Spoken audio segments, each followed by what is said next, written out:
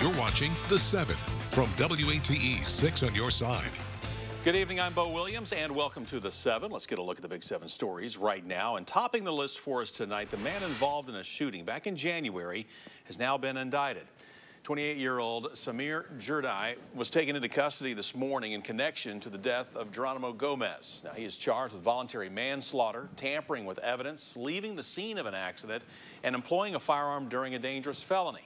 This all stems from a traffic crash that happened in front of a home, leading to the two getting into a physical altercation.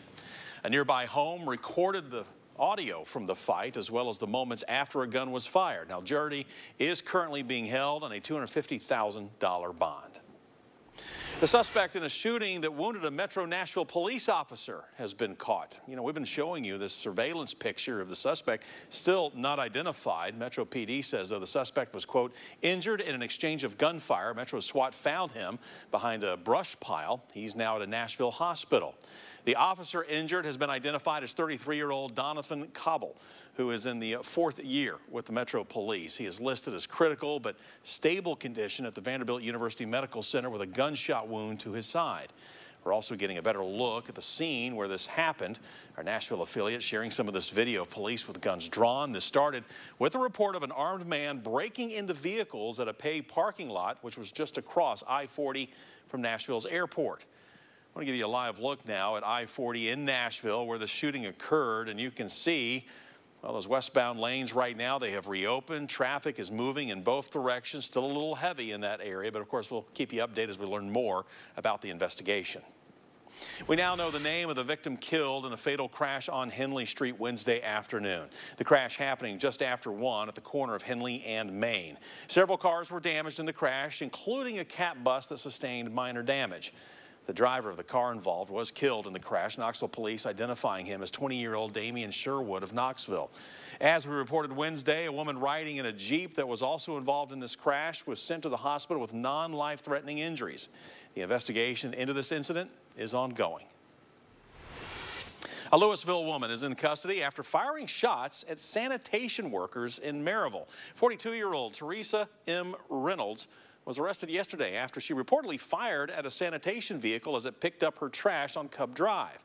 Reynolds first firing a shot at the ground. She then asked if they wanted to take video of her shooting them. The two workers turning around to leave as a second shot was fired. That shot hitting the passenger side door. Reynolds has now been charged with 2 counts of aggravated assault. She is being held on a $20,000 bond pending a hearing tomorrow at 9 o'clock. A Knoxville family still searching for answers as their loved one is missing. Byron Edwards was last seen on March 20th of last year when he left the area of Riverside Drive. His family says it is unlike Edwards not to call. In fact, he would call his family every day. KPD is seeking new information tonight as detectives have exhausted all leads. Edwards' family is hoping to get answers after nearly 15 months.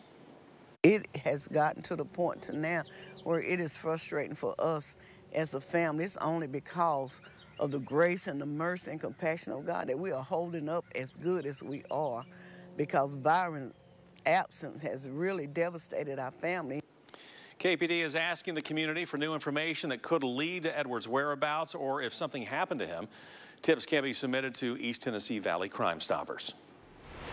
Well, June is Pride Month, and there are several events going on in and around the Knoxville area to celebrate this month. Pride Month is dedicated to celebrating the LGBTQ+ community. It began after the Stonewall riots, which was a series of gay liberation protests in 1969. There are several events scheduled throughout the month here in Knoxville, despite the looming legal challenges statewide. We still have lots going on in June, even though Pride Fest is the first weekend of October. We have tomorrow night, Friday, June 2nd, we have the zoo event. It's our 3rd annual Pride Night at the zoo. Then Saturday, we are working with One Knox Soccer Club at Regal Stadium for a Pride soccer match. And then this Sunday, we have our Maker Market, the first Sunday of each month. You know, there are a number of events scheduled for the month. Look for this story on WAT.com for a link to that full schedule. And we should note a judge is set to decide whether a new Tennessee law restricting drag performances will go into effect. This is yet to happen, but its passage has already made an impact on the community. Reporters with our sister station in Nashville spoke to the person in charge of booking roughly 29 drag performers to participate in this year's Nashville Pride events. Even though the law is not enforceable, some still worry about potential unrest or hate at some of the events. I feel like things like this law have made people who are against our community even louder. It's about entertainment, you know? I mean, it's a costume that I put on. I mean, I literally transformed myself from this to this. Chase adds that he feels safe performing in Nashville, but this year he is thinking twice before accepting gigs in rural Tennessee counties. Well, Dolly Parton has further solidified her status as a legend. The Guinness World Records reports the star took home 3 new records. These include the longest span of #1 hits on the U.S. Country Albums chart, most studio albums released by a female country singer, and most top 10 entries on the U.S. Country Albums chart. This puts Dolly now at a total of 10 Guinness World Records, and Parton, of course, is gearing up to add even more with the upcoming release of her album Rockstar, which is set for November 17th.